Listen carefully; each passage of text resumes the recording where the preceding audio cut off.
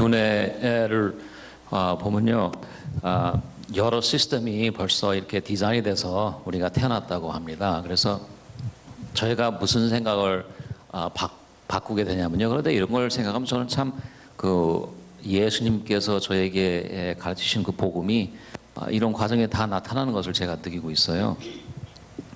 그래서 요새는 아이들을 여러분들이 가르칠 때 무엇을 잘못한 것이 있으면은 이걸 고치려고 그러잖아요. 그리고 가르치려고 그러고.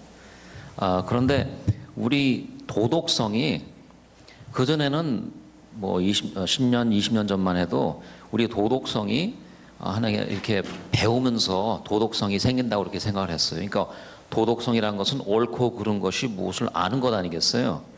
그런데 보니 아이들이 갓난아이 때부터 도덕성을 가지고 태어났습니다. 그래서 옳고 그른 거를 알아요.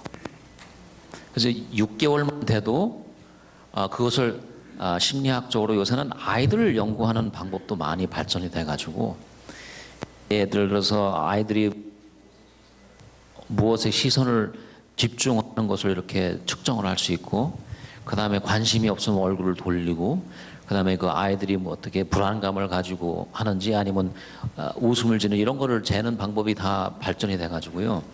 아이들이 무엇을 좋아하고 무엇을 선택하는지를 구별을 할 수가 있어요. 그래서 그런 방법으로 실험을 해보니까 6개월만 돼도 무엇이 옳고 그른 것을 알 수 있고, 그 다음에 2살만 돼도 도덕성을 거의 많이 발전이 돼가지고 이 두뇌가 태어났다고 그래요. 가르쳐 주지도 않았는데. 그래서 학자들이 이것도 하나의 시스템이, 도덕성의 시스템이 디자인이 돼가지고 태어날 때부터 가지고 태어났다고 합니다. 그래서 여러분, 아이들이 뭘 하나 가르쳐주면 반박을 하잖아요. 않고 반박하는 이유가 있어요. 벌써 알고 있는데 못 살게 구니까 싫어가지고 튀는 거예요. 그래서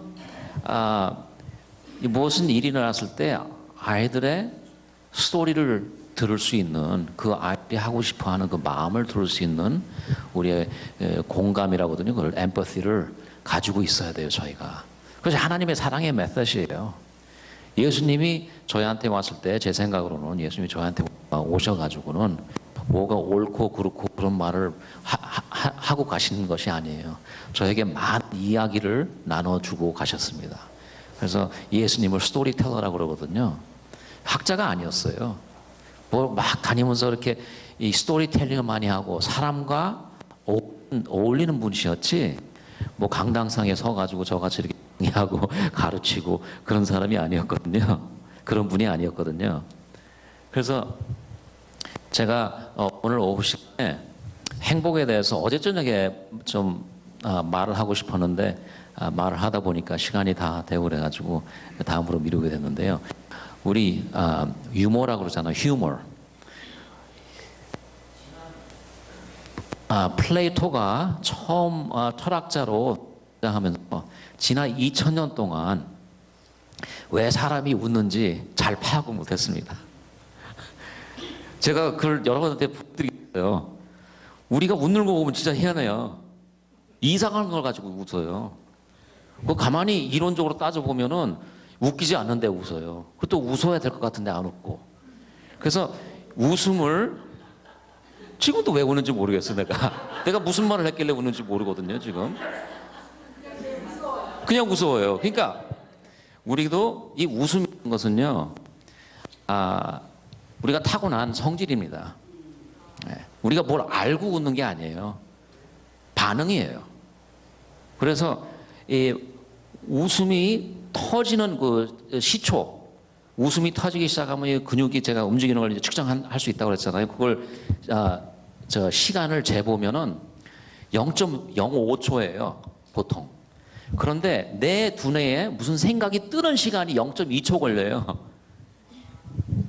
무슨 말인지 알겠어요? 그러니까 우리가 이성적으로 내가 그걸 conscious mind라고 그러는데 내가 의식하기도 전에 벌써 몸은 내 두뇌 안에 두뇌는 알고 벌써 웃기를 시작하는 것이에요.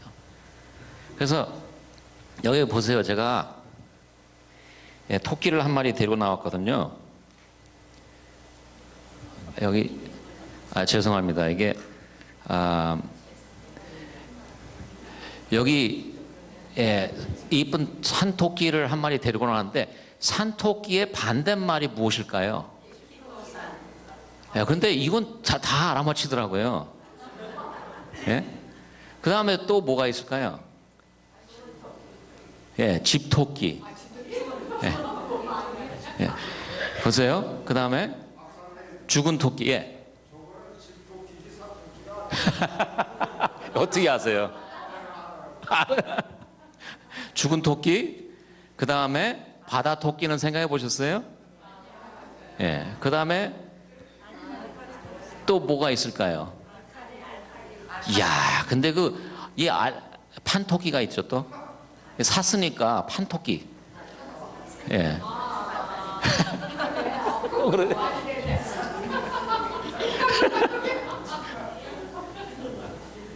자 보세요. 그다음에 이 알카리 토끼는 제가 이거 인터넷으로 이것을 알았는데 알카리 토끼를 알아맞히는 사람은 IQ가 한 150이 돼야지 안 돼요.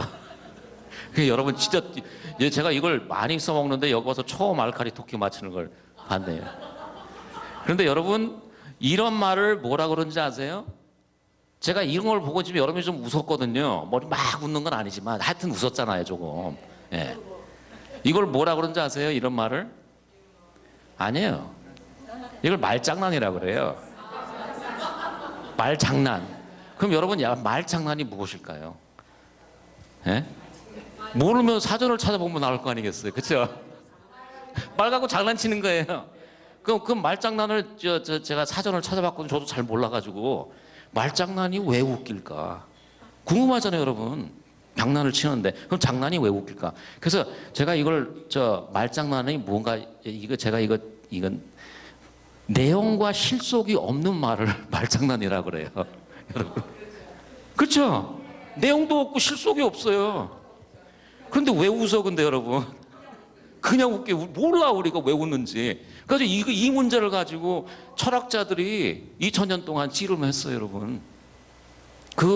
왜 우리가 웃는 거에 대한 설은 한 25가지가 나오고 있어요. 웃는 그 이유에 대해 설이. 그런데 요새는 이제 두뇌 과학을 연구하는 초점이 굉장히 고도로 발전돼. 뭐 사실 저희도 아직도 뭘 모르고 이런 말을 할 수 있긴 하지만 제가 여러분들한테 묻고 싶은 것은 왜 하나님께서 가만히 생각을 하세요. 내용과 실속이 없는 말에 웃으라고 이 프로그램을 짜놨을까? 궁금하지 않으세요, 여러분? 내용이 있는 것도 지금 다루기 바쁜데 내용이 없고 실속이 없는 말을 들으면은 네가 생각하기도 전에 먼저 웃어라. 이유가 있을 거 아니겠어요, 이유가. 그리고 여러분 웃음은 모든 사람의 우리가 웃었을 때 공통점이 있어요. 웃음이 먼저 알아야 될 거 아니겠어요. 그리고 웃는 방식이 온 세상을 돌아다니면서 웃음을 이렇게 연구해 보면 웃는 방식이 다 비슷해요, 사람들이. 남자들은 보통 하하하하 하고 웃고 여자들은 보통 이제 목소리가 좀 높으니까 호호호 하고 웃어요. 예, 저 와이프는 깔깔거리면서 웃지만, 예, 그래서 하호 하호 이렇게 웃는 사람이 없어요. 호하호하 이러면서 아무리 알프스 산맥, 멕시코 에스키모들 다 가서 모두 웃는 모습이 다 비슷해요. 그리고 우리의 얼굴 나오는 표정이 화났을 때, 그다음에 웃음, 그다음에 혐오감, primary emotion이라고 그러는데 모든 사람이 다 똑같습니다. 사람이면 다 똑같아요. 감정, 표정이 풍습마다 다른 것이 아니에요. 이건 펄 에크맨이라는 학자가 30년을 연구해가지고 밝혀낸 거예요. 쫓아다니면서 모든 동네상네 돌아다니면서 오스트랄리아 아보리지는 가서 사진 찍고 이렇게 물어보고 웃기는 말 하고 이렇게 하니까 다 똑같아요, 얼굴이. 그것은 무엇이냐면은 사람이면은 우리는 어울릴 수가 있습니다. 감정 표현을 할 수 있기 때문에. 그런데 여러분 이게 별로 그렇게 웃기지 않는다면은 한국말에 또 이런 말이 있어요. 제가 이런 책을 보면서 아무래도 한국말로 강의를 해야 되니까 한국말로 좀 봤거든요. 근데 이런 말장난이 있더라고요. 그래서 제가 KTX를 타고 한국을 이제 가서 이제 KTX를 하고 대구를 내려갔거든요. 근데 내려가는 도중에 제 와이프하고 다투게 됐어요. 저희는 뭐 결혼 생활하면서 다투는 게 일이니까. 그러면 또 다투면서. 근데 그때는 제가 이 웃음에 대해서 연구를 하면서 많은 생각을 하고 있었습니다. 그래서 틀에 박힌 모습을 보이지 않고 이번에 한번 좀 웃겨보자 하고 마음을 잡고는 한번 실험을 했어요. 제가 실험을 했어요. 제가 만들었는 말이 아니라. 그래서 제가 뭐라고 그랬냐면 에스더한테, 에스더, 이 세상에서 제일 빠른 닭이 뭐라고 그러는지 아냐고. 제일 빠른 닭. 후다닥. 후다닥이에요, 후다닥. 제가 후다닥 그러니까 듣지도 않아. 그런 걸 가지고 화가 났으니까. 여러분, 이 세상에서 제일 섹시한 닭이 뭐라고 하는지 아세요? 어떻게 하셨어요? 홀딱. 맞아요, 홀딱. 홀딱. 제일 섹시한 닭이에요, 그게. 그리고 죽은 닭은 꼴까닭. 그 닭을 가지고, 그래서 제가 이 얘기를 해줬어요. 그랬더니, 그래도 듣지는 않더라고요. 그래서, 에스더, 닭을 가지고 벽에다 확 던지면 그걸 뭐라 그러는지 아냐? 닭광! 닭광이에요. 꽝 소리가 나니까 닭광이에요. 이게 말장난이에요, 여러분. 그래서 그랬더니 좀 웃더라고. 이제 제 와이프가 착하거든요. 그러니까 내가 노력을 하니까 지도 그냥 좀 웃으면서 그래도 별로 재미가 없어요. 그래서 마지막으로 제가 뭐라고 하냐면, 네 말은 내가 에스한테 꼭 해주고 싶다고. 이 말은 좀 들어보라고. 그래서 에스더, 닭의 와이프를 뭐라고 하는지 알아? 닥쳐. 닥쳐. 근데 이게 재밌는 게, 이게 남자들은 별로 잘 안 웃거든요. 남자들이 잘 안 웃어요. 남자들이 잘 안 웃는데, 닥쳐가 나오면 남자들도 웃더라고요. 그걸 되게 좋아해, 남자들이.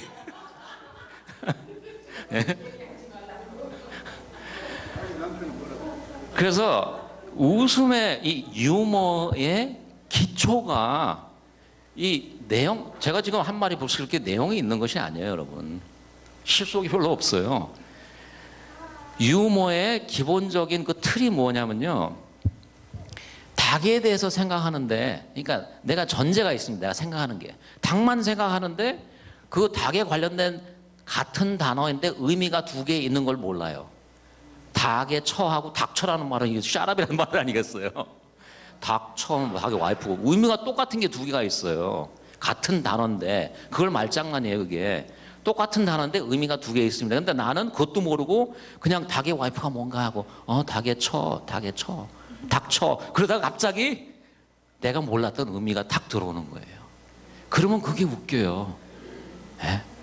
그게 모든 유머의 아주 기본적인 틀입니다. 그래서 코미디언들이 그거를 잘 사용해가지고 이야기를 하다 보면, 여러분, 모든 경험에 이 목사님들이 설교하다가 아니면 강의를 듣다가 이게 웃잖아요. 여러분들이 생각했다, 이렇게 생각했는데 갑자기 이상한 생각이 이렇게 확 들어오면서 이게 웃기는 거예요, 여러분. 하나님께서 우리 두뇌에 특별한 목적을 위해서 이렇게 만들어 놓으셨습니다, 여러분.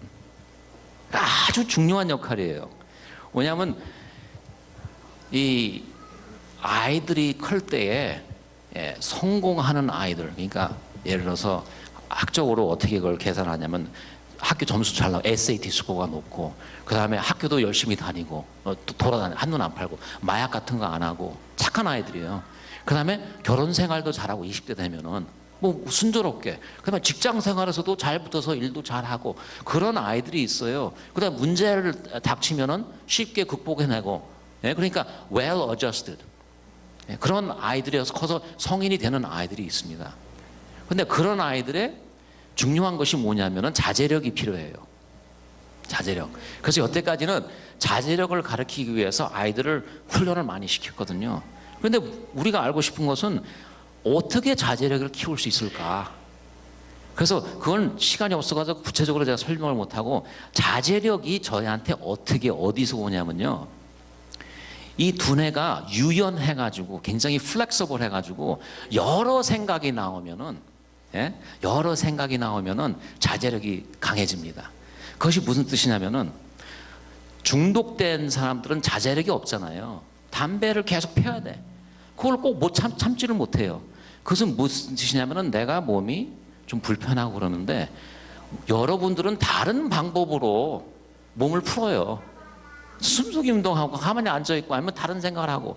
그런데 담배를 의존하던 사람은 담배를 피워야지 조금 가라앉아요, 이게. 그래서 중독성이 무엇이냐면은 굳은 두뇌예요. 그래서 학적으로 중독성을 어떻게 설명을 하냐면은, 이 두뇌가 너무 잘 배운 두뇌라고 생각을 합니다. 이렇게 풀어요. 뭐냐면은, 다른 방법으로도 이 세상을 즐겁게 살 수 있는데 중독된 사람은 도박을 안 하면 재미가 없어요. 무슨 말인지 아시죠? 다른 방법으로 이 삶을, 즐거움을 느낄 수가 없어. 한 방법밖에 없어요. 저도 그걸 제가 직접 경험해 왔습니다. 예? 그런데 다른 방식으로, 여러 방식으로 즐길 수 있는 우리 레퍼토리를 키워야 돼요, 저희가.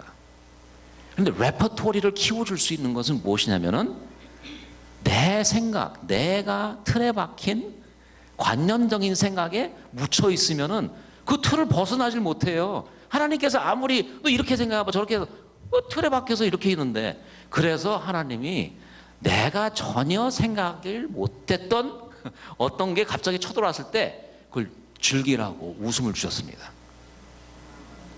웃으면은 제일 먼저 여러분 모든 사람이 느끼는 느낌이 뭐냐면은 흥이에요. 흥이 나요. 흥이 나면 우리가 어떻게 하죠? 흥얼댑니다. 이걸 영어로 mirth라고 그래요. mirth. 재미있어요. 사람이 자기가 하는 일에 흥이 나고 재미있어 하는 사람은 여러분이 아무리 막으려도 못 막아요. 제 와이프가 제가 이제 강의하는 거 재밌어 하고 공부하는 걸 재밌어 하거든요. 그 재미가 없으면 저는 아직도 이 카드 게임에 빠져 있었을 것입니다. 무슨 말인지 알겠어요? 새로운 삶을 제가 찾았기 때문에 이제 관심이 없어요. 자제력이 필요 없단 말이에요. 억누르지 않아도 관심이 없는데 뭘 억눌러요? 여러분 담배 안 피잖아요, 지금. 담배 피워야 된다는 그 충동이 없잖아요. 그래서 이것이 하나님께서 우리 마음에 들어오시면은 우리의 마음이 넓어지면서 하나님의 은혜가 우리 이 두뇌의 상상력, 자유라고 그랬잖아요. 상상력의 그 레퍼토리가 많아지는 것입니다. 예? 이건 아주 중요한 이 두뇌에 나오는 아주 기본적인 그 개념입니다. 우리가 웃음에 대해서. 엉터리면 엉터리일수록 더 웃겨요. 여러분, 제가 이거는 정말 확실한 아주 진짜 웃기는 말을 제가 준비해가지고 왔습니다. 이거는 진짜 웃기는 거예요. 너무 웃겨가지고 제가 말을 잘 못해. 하다 웃느라 바빠가지고. 환자 하나가 찾아왔습니다. 근데 눈이 양쪽이 멍이 들었어요, 이렇게. 그래가지고는 왜 멍이 들었냐고 그랬더니 이 사람이 하는 말이, 교회에 앉아가지고 예배를 드리는데 일어서가지고 찬미를 불러서 다 일어났대요. 그랬더니 바로 앞에 있는 어느 여집사님의 이 궁뎅이에 이 옷이 이렇게 껴있더래요. 그래서 좀 보기가 흉하잖아요. 그래서 그걸 이렇게 좀 빼줬대요. 그랬더니 느닷없이 와서 주먹을 한 대 치더래. 그래서 여기가 멍이 들었대, 한눈이. 그래서 맞을 짓 했구만. 그때 너 이쪽 눈은 왜 멍이 들었냐? 예? 이쪽 눈은 양쪽이 멍이 들어서 와가지고. 그래서 가만히 생각하니까 자기가 잘못을 했대요. 그래서 그것을 뉘우치고 그것을 다시 껴주느라고 이렇게 하는데 또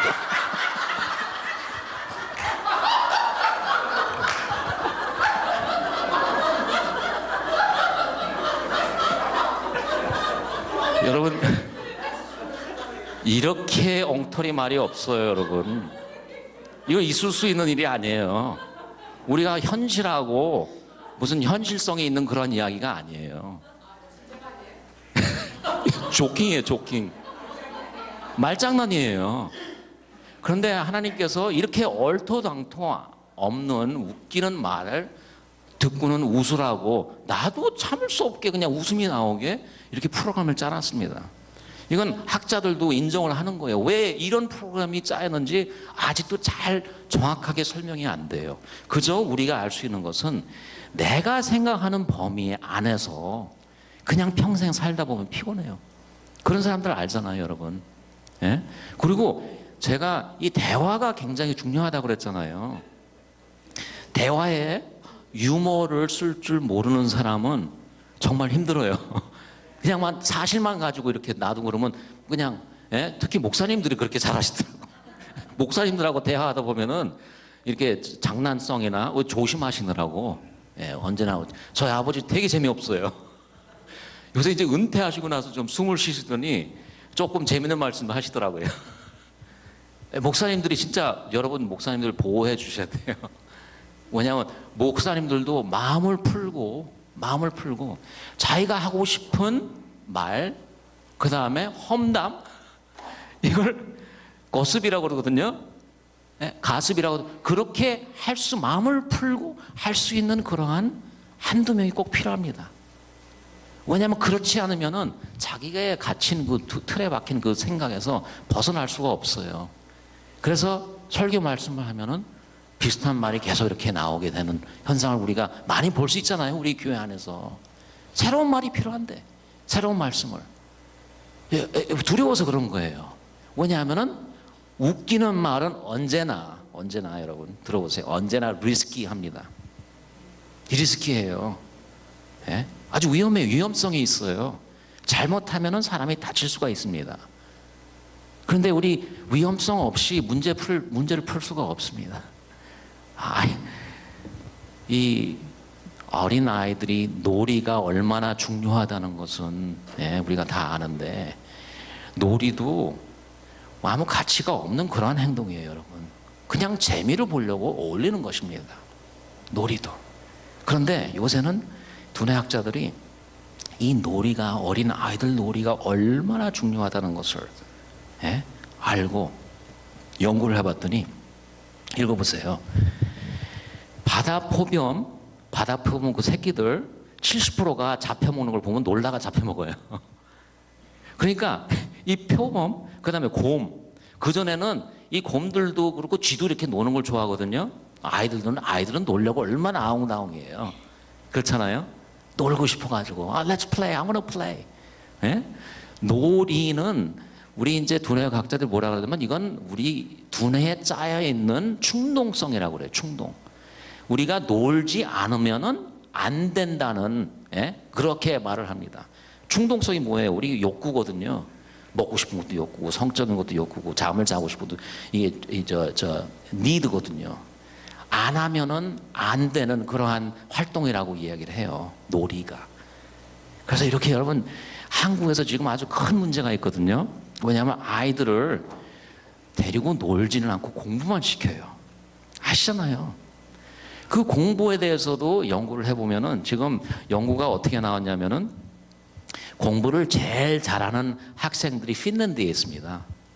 2000년도부터 지난 10년 동안 그 수학하고 리딩하고 그다음에 이 글 쓰는 걸 점수를 재보면요, 한 30개국 그 디벨롭 컨트리가 저 채점을 하는데요.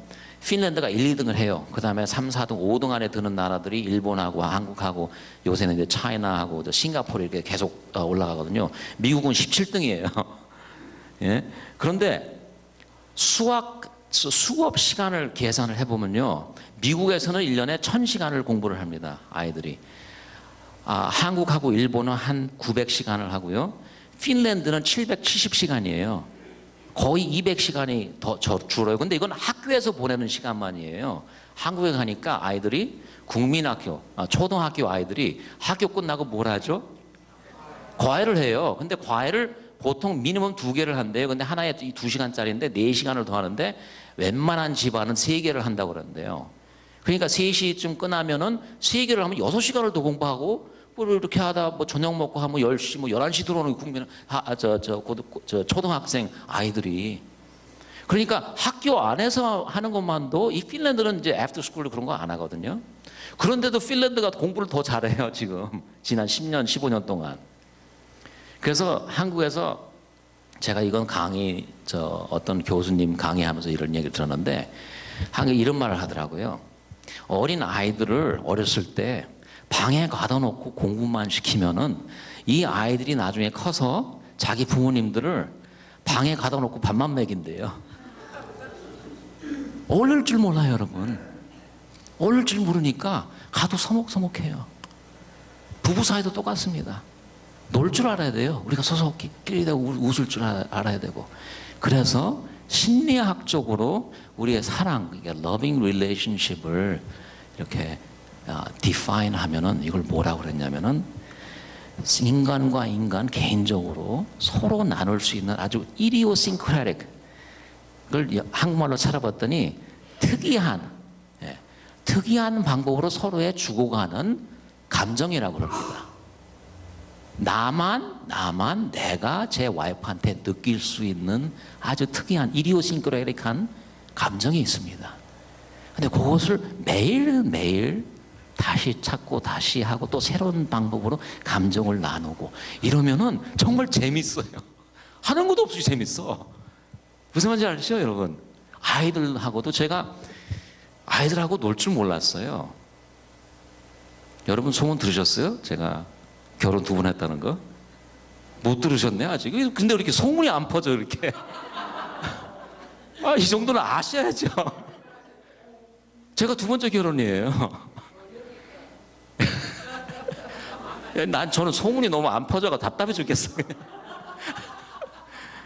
제가 큰 아이들한테는 마음이 굉장히 무겁습니다. 되게 아파요. 이번에 지금 18살 되는데, 제가 하나님의 복음 재발견한 지가 한 4, 5년 되거든요. 그래서 열심히 연구하고 공부하고 해서 2번째 결혼해 난 아이들은 지금 8살, 9살, 그러니까 4, 5년보다 한 3살, 4살 때부터 제가 이 내용을 알게 되면서 아이들하고 노는 거 정말 힘들더라고요. 재미가 없어요. 아이들하고 놀려고 그러면 놀 줄을 모르니까.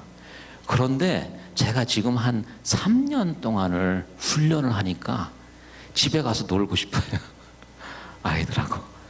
제가 딸내미가 하나 있는데 어떻게 처음에는 뭐 숨바꼭질을 하고 놀다가 이게 놀이가 자꾸 이렇게 달라지거든요. 그리고 놀이를 보면요, 모든 그 풍습이 온 세계를 아무리 다 돌아다녀보려도 노는 방식이 다 비슷해요, 클 때. 왜냐하면 이게 너무 중요하기 때문에 하나님께서 I can't mess with this. 하나님께서 이것만은 너희들이, 여러분 밥 안 먹고 잘 사는 사람 없잖아요. 사람이면 밥을 먹어야 되듯이 사람이 정상으로 커나 하면은 이렇게 노는 방식이 태어나면은 눈 맞추기, 그 다음에 9개월이 되면은 joint attention, 그 다음에 3살, 4살 되면은 숨바꼭질, 그 다음에 그 이후로 더 크면은 아이들은 소꿉장난을 놀게 하고, 그 다음에 남자아이들은 rough and tumble, 이렇게 치박으면서 놉니다. 이게 온 세계를 다 도달하면 다 똑같아요. 풍습으로 어떻게 바꿔지는 것이 아니에요. 이건 무엇이냐면은 놀이가 그만큼 우리 두뇌 발전에 중요하기 때문에 하나님께서 요것만은 너희들이 거쳐가야 된다 하고 모두 다 숨바꼭질을 합니다. 3살, 4살 되면은. 예? 그래서 제가 제 딸내미하고 요새는 지금 7살인데 노는 걸 매일 저녁에 뭘 노냐면은 등을 이렇게 타면은 자기가 알아가지고 손을 이렇게 톡톡 이렇게 두들기면은 나를 이렇게 올리라는 뜻이에요. 그리고 발로 옆으로 툭툭 차면은 이렇게 뛰는 방법이 한 서너 가지가 있거든요. 이렇게 뛰는 거 있고, 뭐 이렇게 공중공중 뛰는 게 있고, 또 옆으로 이렇게 하는 거 있고, 놀다 보니까 이게 방식이 여러 가지가 생겼어요. 그러면은 자기가 그냥 올라탈 때마다 이제 뭐 툭툭 치고 이렇게 하고 저를 이제 기계가처럼 막 움직이면서 깨르르 끄면서 너무 많이 웃어요. 그런데 그 놀이가 저희가 뭐가 배울 게 있겠어요, 제가. 나는 말같이 행동하고 자기는 기사가처럼 이렇게 노는데. 그런데 그것은 제 딸내미하고 나하고만 즐길 수 있는, 이 세상에서 다른 사람하고 절대 즐길 수 없는 나하고 딸내미하고만 공유할 수 있는 아주 특이한 감정 공유입니다. 그런 감정 공유가 설립이 안 되면요, 저희가 메말라서 살 수가 없어요. 하나님의 사랑을 직접 느낄 수가 없는 것이에요. 여러분 이렇게 생각해보세요. 저희 교회도 아주 특이한 기별이 있습니다, 여러분. 우리 교회도 아주 특이한 기별이 있어요. 그런데 우리가 착각하는 것은 무엇이냐면 온 세상 사람들이 내 방식으로 성경을 이해해야 되고 우리 방식으로 삶을 살아야 된다는 고정된 그러한 아주 굳은 생각이에요. 여러분 생각해 보세요. 하나님께서 나한테 준 복음입니다. 저한테. 그래서 하나님과 내 삶을 재미있게 놀면서 다른 사람들 보면서 야 정말 아름답다. 그런 걸 볼 수 있는 느낌을 줄 수 있는 것이에요. 정말 아름답다. 하나님을 섬기는 방법이 저 안식구인들 정말 재미가 있고 아름답구나. 이런 느낌을 주라고 저희한테 아주 안식일에 대한 특이한 그 다음에 건강 기별도 주신 거예요. 근데 이걸 가지고 모든 사람이 다 그렇게 살아야 된다는 것은 그거는 하나님의 마음이기 때문에 우리가 알 수 없는 거라고 저는 생각을 합니다. 우리의 약점이에요. 너무 굳었어요. 그래서 여기 보면요, 모든 언어에 하하고 재밌는 웃음이 있습니다. 그런데 웃기고 있네. 여러분 이 사람 웃기고 있네. 이런 단어가 있어요. 근데 똑같이 써요. 그렇죠? 아니 웃기는 놈이 왜 웃겨요? 말이 안 되는 행동을 하니까 웃긴다고 그렇게 얘기를 하는데 보니까 모든 언어가 그러니까 하나는 이거 웃기고 있는 말씀 이상하네, 터무니없네, 말도 안 되네 그런 뜻이거든요. 웃긴다는 놈이 웃긴 놈 나봤나 이러잖아요. 근데 이 이상하네라는 단어하고 웃기네 하는 단어하고 같은 단어를 써요. 모든 언어가. 그러니까 이 funny bone 영어에 유머 감각이라는 여러분 funny bone이 뭔지 아세요? funny bone이 영어로 뭔지 아세요? 여기잖아요, 여기. 근데 요 부분이 웃음을 가져다 부분 아니에요, 여러분. 여기 한번 쳐보세요. 여기 웃기나? 아프죠. 찌릿찌릿하죠. 근데 왜 그게 웃겨요? 이걸 왜 funny bone이라고 그럴까요? 예? 이유는 딱 하나 있어요. 그냥 이상하니까. 온 몸 머리 끝에서 발끝까지 두들겨 보세요. 이런 데 없어. 이렇게 이상한 데 없어요. 찌릿찌릿한 데가 없어요. 여기밖에 없어요. 그래서 이걸 funny bone이라고 이렇게 표현을 해요. 왜냐하면은 우리 두뇌는 이상한 거하고 내가 생각하기엔 좀 이상한데 그것하고 웃음하고 분간을 안 해요. 그것이 바로 유머. 이상하면 웃기는 거예요. 그러니까 여러분 생각을 해보세요. 온 세상에 이상한 사람 진짜 많아요. 좀 또라이들 굉장히 많아요. 제가 하나 데리고 살거든요. 제 와이프가 진짜 이상해요. 제가 그 문제에 대해서 굉장히 많이 씨름을 했습니다.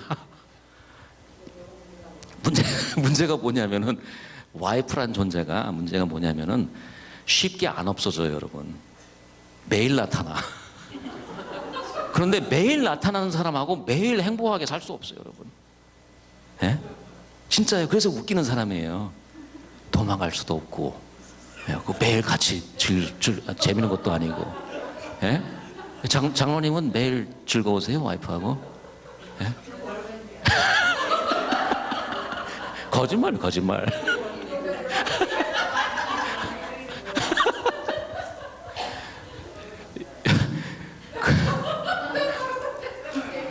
이 세상에서 제일 힘든 요새 심리학자들이 뭐라 그러면 이 세상에서 제일 힘든 문제가 부부관계 문제라고 그럽니다. 우리가 너무 섣불리 생각해요. 우리의 모든 창의력을 발휘해서 서로의 관계를 이 굴곡이 있고 좋고 싫고 저는 그냥 좋을 때만 나타났으면 좋겠어요.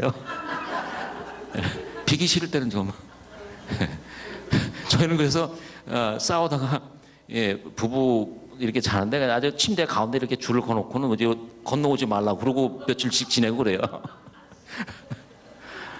이게 부부관계예요, 여러분. 이상한 것입니다, 아주. 이렇게 힘든 것이 없어요. 그런데 이상한 것하고 웃음하고 같다는 것은 무엇이냐면은 내 생각대로만, 내 틀을 안에서만 모든 걸 생각하지 말고 다른 사람의 마음도 헤아리고 그 사람의 마음이 뭔지를 알게 되면은 나의 삶의 범위가 넓어집니다. 여러분이 또 모르는 것이 있어요. 우리는 모든 사람들이 이런 착각을 가지고 산대요. 아이들을 낳으면은 내가 더 행복해진다. 그런데 심리학자들이 우리가 진짜 행복한지 안 행복한지 요새는 대강 정확하게는 측정을 못해요. 왜냐하면 우리 눈에 들어가서 정말 행복한지 안 한지 알 수가 없기 때문에. 그런데 그동안 지난 30년 동안 연구를 많이 해서 대강 측정을 할 수 있습니다. 예를 들어서 무슨 80년대에 무슨 연구를 했냐면은 그때는 이제 삐뽀가 있었잖아요. 사람들한테 삐뽀를 차게 해놓고는 1시간에 한 번씩 삐빠를 삐삐해요. 그럼 그 시간에 나의 행복 지수가 어느 정도 되는지 0부터 10까지 매기고 그 다음에 내가 그 시간에 무엇을 하는지 기록을 하라고 합니다. 일기장으로. 그러면은 이 무드가 내 기분이 어떤지 매 시간마다 측정을 해가지고는 수천 명, 수만 명, 온 세계를 돌아가면서 그렇게 측정을 해보면은 우리가 무엇을 어떻게 해야지 행복하고 뭘 우리가 인간이 좋아하는지 그걸 대강 알 수 있잖아요. 그래서 그런 연구를 많이 했어요. 그런데 카나맨이라는 교수가 노벨상을 타신 그 교수님인데 그분이 그때 당시에 연구를 하면서 무엇을 하나 알게 됐어요. 뭐냐면은 오후 4시 반쯤 되니까 여자분들이 그 행복 지수가 다 이렇게 떨어지는 거예요. 그래서 학자들이 여자들이 그 호르몬의 이 업앤다운이 있나? 왜 그런가? 남자들은 안 그런데 미국에서 하여튼 한 4시 반쯤 되면은 행복 지수가 다 이렇게 조금 떨어져요. 왜 그런지 아세요? 남편 들어오기 30분 전이라서. 그렇대요. 우리 부부 관계 여러분 섣불리 생각하지 마세요. 그 얘기를 제 와이프한테 했더니 안 들어온 날은 진짜 행복하대요.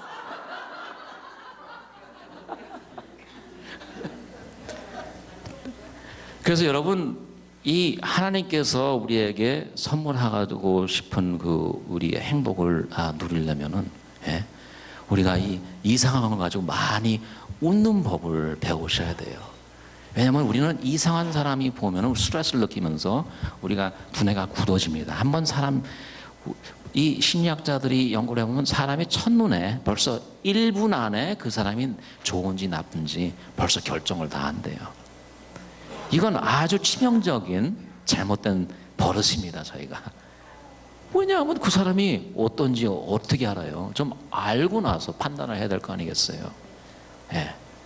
그런데 첫인상을 가지고 벌써 사람이 좋고 나쁜 걸 판단을 해놓고 나면은 그 사람이 그 이후에 어떻게 하든 별 차이 없이 그 감정을 계속 유지하고 있는 거예요. 우리가 틀에 박힌 그런 것입니다. 그래서 모든 게 하는 게 이상하게 보여요, 저 사람. 장로님도 이상하게 보이고. 저도 목사님 이상한 목사님들 되게 많이 봤어요. 돌아다니면서. 제가 소문날까봐 그건 말씀을 못 드리겠네요.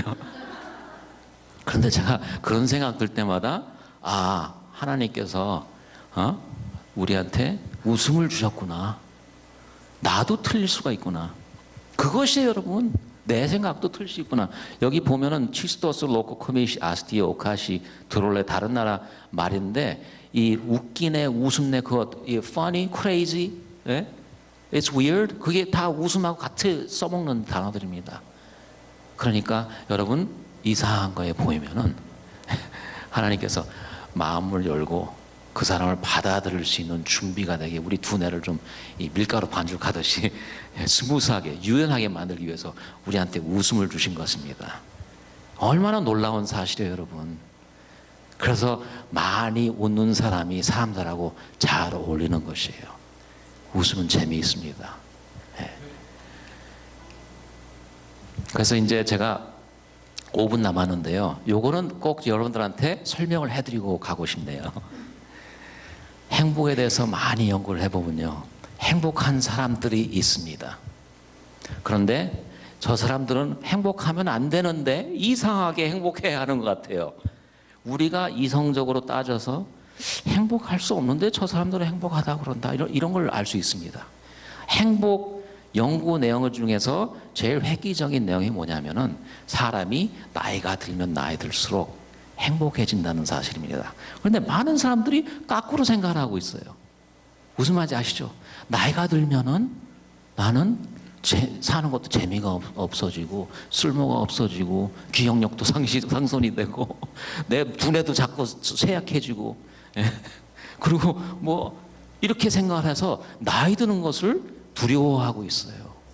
그런데 이것은 미국하고 유럽하고 자그마치 50만 명 상대로 연구를 해가지고 발표된 내용입니다. 학자들이 충분히 다 인정을 하는 그러한 연구 내용이에요. 그런데 보세요. 심리적 고통 보면은 18세, 25대 제일 높아요.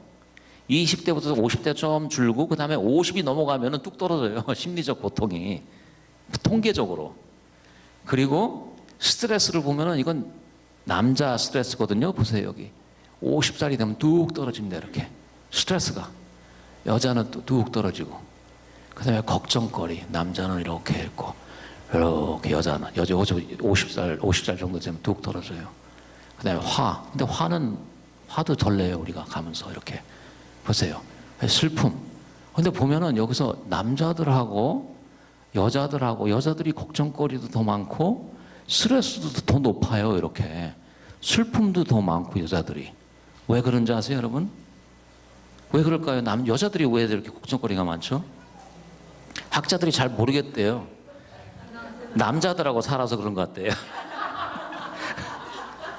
남자들하고 사는 게 쉽지 않대요. 예? 이렇게 보세요. 그럼 왜 그럴까요? 이렇게 나이가 들면서. 그래서 웰빙, 삶에 대한 전체적인 평가를 따져보면요.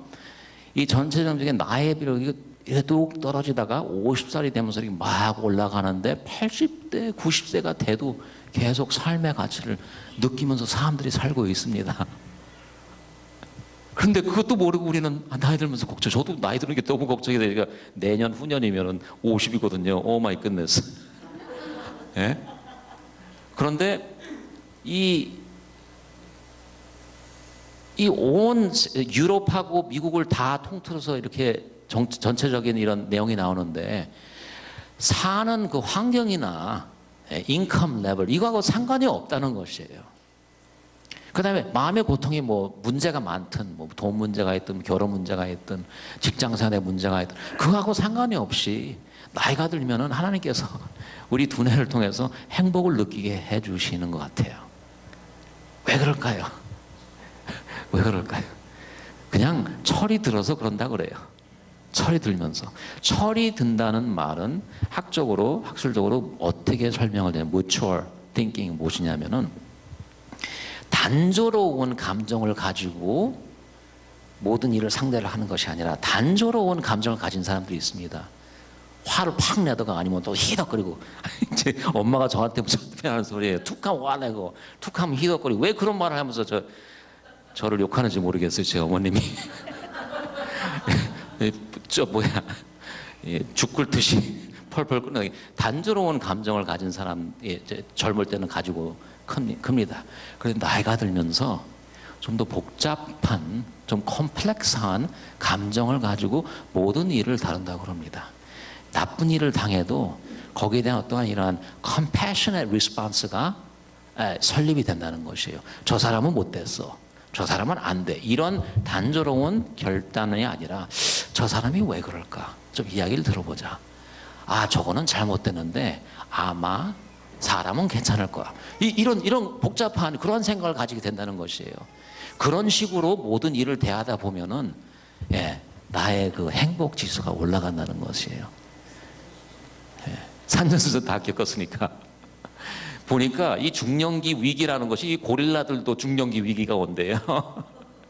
40대. 그러니까 너무 걱정하지 마세요. 이 중년기 40대. 저도 그냥 이 중년기 위기가 와가지고 의사하는 건 싫고 다시 목사했으면 좋겠어요, 제가.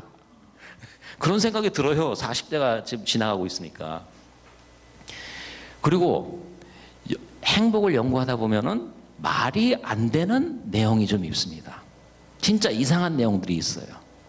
이런 것을 보면서 우리 두뇌가 어떻게 행복을 느끼는지 우리가 알 수 있는데요. 이거를 만들어내는 synthetic happiness라고 그러는데, 이 사람을 보세요. 이 사람은 1887년도에 누명을 쓰고 처형을 당한 사람입니다. 예, 그때 당시에. 근데 이런 예가 많아요. 그냥 두드러지게 예를 제가 여러분들한테 설명하기 위해서 몇 개만 가지고 나왔는데, 이 사람이 그 죽는 날에 뭘 했냐면 오늘은 나에게 제일 행복한 날이다 하고 말을 하고 죽었습니다. 처형을 당했어요. 여러분 이 사람 말을 믿으세요? 네, 믿지가 않죠. 그러니까 열받으니까 그냥 그런 말 했겠지. 그런데 연구를 해보면은 요새는 어떤 사람이 있냐면은 제가 이름을 잊어버렸는데 27년 동안을 감옥살이를 했습니다. 누구를 강간을 했다는 누명을 쓰고. 그런데 90년대부터 DNA 테스팅이 나오면서 수백 명의 사람들이 풀려났거든요. 근데 이 사람 한 사람이 뭐라 그러면 자기는 후회를 안 한대요. 자기 감옥소에 있어서도 행복했대요. 이건 뭐 하나님께서 주신 나의 복이니까 내가 잘 감당을 했다 하고 지금 미시시피에 살고 있는 사람이 있습니다. 그런 누명을 쓰고 27년을 감옥살이를 했는데도 이거는 우리가 이해가 안 되는 거 아니겠어요? 그런데 이분은 누굴까요? 여러분 이스트맨 코덱이라고 들어보셨죠? 조지 이스트맨인데 코닥 회사를 처음 창립한 사람이에요. 150년 전에. 몇 년 전에 코닥 회사가 이제 망해가지고 그랬지만 지난 150년 동안 굉장히 아주 큰 회사였습니다. 저희 로체스터 뉴욕에 있는 그 회사인데요. 이분이 굉장한 분이셨어요. 휴메니테리언 장애급여 제도 그때 150년 전에 시작했습니다. 퇴직연금 제도도 그때 시작했고 이익공유제도 그때 시작을 해가지고 그 일하는 사람들한테 굉장히 후대하게 굉장히 잘해준 사람이에요. 사회에 일을 많이 하신 분이에요. 근데 이분이 나이가 75대 되니까 갑자기 자기 이 책상에 있는 책을 이렇게 정돈하고 자기가 평생 오래 썼던 만년필 하나 꺼내가지고는 글을 한 장 남겨놨더니 총으로 쏴서 자살을 했습니다. 이렇게 유능하신 분이 이상하죠. 현실하고는 맞지가 않아요. 그런데 이런 내용이 많이 있습니다. 자살하는 사람들을 보면요, 학자들이 좀 의아한 점이 있습니다. 왜 정확하게 자살을 하는지 몰라요. 정신병자도 아니고. 그리고 여러분 잘 살면 잘 살수록 사람들이 자살률이 올라간다는 거 아세요? 왜 그럴까요? 못 살다가 잘 살게 되면 자살률이 올라가요. 그 중에 두드러지게 나타나는 예가 무엇이냐면은 눈이 망가져가지고 눈을 봉사했어요.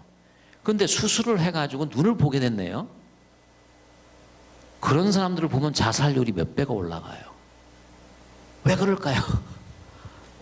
이해가 안 되는 거예요. 이해가 안 돼.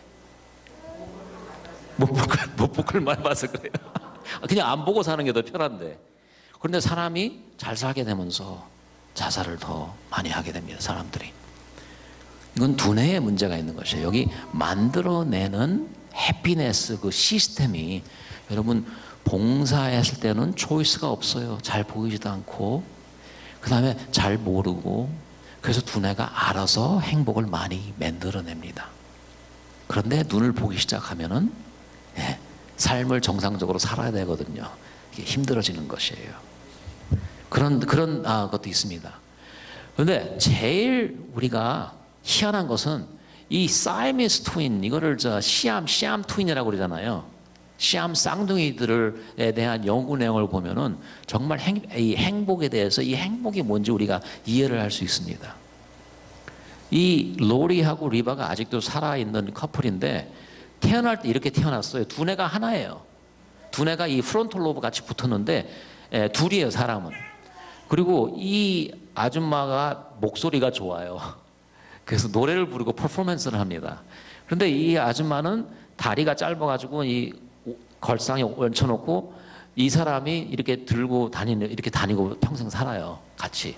그 다음에 비디오도 있는데 노래를 이 아줌마가 마이크를 들고 하면은 이 남자가 그걸 들고는 이렇게 하면서 덩실덩실 춤도 추고 그런 비디오가 있습니다. 그런데 이 사람들이 행복하대요. 자신들은. 되게 행복하대요. 안 믿죠, 여러분들은. 믿지를 않지만 이렇게 생각해보세요. 예, 이렇게 태어났는데 같이 얼굴도 못 봐요. 이렇게 붙어가지고는. 샴 쌍둥이가 이렇게 붙어서 태어났는데 어느 정도 이제 나이가 들면서 수술로 떨어지는 그러한 사람들이 있어요. 많지는 않지만. 그런데 이렇게 떨어 놓아 주면은 거의 다, 이거는 뭐 내용의 90% 이상의 그 쌍둥이가 자기가 이 단절한 그 수술을 후회를 한다고 합니다. 이상하죠, 여러분? 왜냐하면 왜 이상하냐면은 내 생각으로는 저러면 정말 불행할 텐데 저렇게 어떻게 살까? 저런 상황에서 의아하거든요. 이상하거든요. 이해가 안 되거든요. 그래서 이런 아이가 태어나면은 아직도 둘 중에 하나를 세이브를 할 수 있으면 수술을 합니다. 태어날 때. 왜냐하면 우리 생각은 이거는 가치가 없는 삶이라고 단정을 짓기 때문에. 그런데 사실 연구를 해보면요, 이 사람들이 더 행복해요. 행복지수가 높아요. 이것은 저희가 아주 중요한 것을 배울 수 있어요. 여러분, 불행한 분이 있으면 제가 비결을 가르쳐 드리겠습니다. 남편이나 아내를 가가지고는 이 팔을 가지고 붕괴를 이렇게 묶어가지고 한 3일 같이 붙어서 다녀보세요. 이 쌍둥이 같이. 떨어지지 않고 목욕도 같이 하시고 잠도 같이, 먹는 것도 같이 하고 그냥 무조건 이렇게 살아보세요. 생각이 달라집니다. 우리는 그 정도 그 정도 한 사람이 필요한 존재입니다. 한 사람하고만 붙어만 있어도 우리 이 세상에 있는 모든 우리 스트레스와 이런 걸 감당할 수 있다는 내용이 많습니다. 예. 이렇게 붙어서 살아야 돼. 그리고 이렇게 돼 있는 이런 상황에서도 행복할 수 있다는 것은 우리 두뇌가 알아서 행복을 만들어낼 수 있는 그런 기능을 충분히 가지고 있다는 것이에요. 상황하고 상관없이. 제가 결혼에 갈등이 뭐냐, 잠깐 웃기라고 이렇게 말씀을 드리지만 10년이 딱 되니까 제가 행복하더라고요. 10년이 딱 되니까. 10년까지는 굉장히 힘들었거든요. 근데 왜 그런지 아세요? 여러분, 캘리포니아 사니까 잘 아시지만 캘리포니아 법에 10년이 딱 되면은 뭐가 달라지는 것이 있습니다. 뭐가 달라지냐면은 short-term marriage에서 long-term marriage로 법적으로 이게 갈라지는 날짜예요. 10년이. 그럼 무슨 뜻이냐면은 남편이 돈을 많이 벌잖아요. 그럼 10년이 지나가지고 헤어지면은 여자를 평생 책임져야 돼요. 엘리모니를 평생, 죽을 때까지. 죽을 때까지 굉장히 오랜 시간이거든요. 그러니까 저는 10년이 딱 되니까 심리적으로 어떻게 생각하냐면은, 아, 이제는 완전히 내 와이프구나, 이런 생각이 들더라고요. 왜냐하면 지금 10년 지나가지고 헤어지면 큰일 나요. 저한테 평생을 여기 살아야 되니까 보통 일이 아니거든요. 그런데 이런 생각이 들면서, 아, 이게 마음이 편해지더라고요. 이게 두뇌가 알아서 만들어내는 행복이에요, 여러분. 그러니까 우리가 너무 초이스가 많으면은 갈팡질팡해가지고 어쩔 줄 모르고는 불행이 찾아온다는 것이에요. 그래서 초이스가 없는 것도 우리에게 하나님께서 주시는 축복입니다. 행복을 여러분 생각할 때, 행복에 대해서는 우리 연구 내용에 보면은 이 두뇌 과학이나 이 삶의 연구 내용을 보면 한 가지는 확실합니다. 행복은 우리 두뇌가 만들어내는 자작품입니다. 작품이에요. 네. 이건 성경에 나오는 말씀입니다. 하나님께서 주시는 선물이에요. 네? 하나님께서 알아서 우리를 테이크케어 하신다는 그런 것입니다. 여러분, 너무 걱정하지 마시고, 네? 우리 교회 안에서 열심히 잘 재밌게 어울리고, 이상한 거 있으면 웃으세요. 먼저 웃어가지고 마음문을 열고, 그 다음에 내가 불행하다 이렇게 느끼면은 누구 한 사람을 꽉 붙어가지고 이렇게 붙어서 한번 살아보세요. 사람이 필요합니다. 하나님의 사랑은 사람을 통해서 우리가 느낄 수 있는 것이기 때문입니다. 제가 이런 내용을 보면서 하나님한테 너무 감사한 마음을 가지고 삽니다. 큰 걱정 없이 저희가 하나님께서 주시는 믿음, 사랑, 그리고 희망을 굳게 지키면서 실행을 하면서 산다면은 아무것도 무서운 것이 없다는 그러한 내용이 아니겠어요, 여러분? 예, 요번 주말에 감사합니다. 이걸로 말씀 마치겠어요.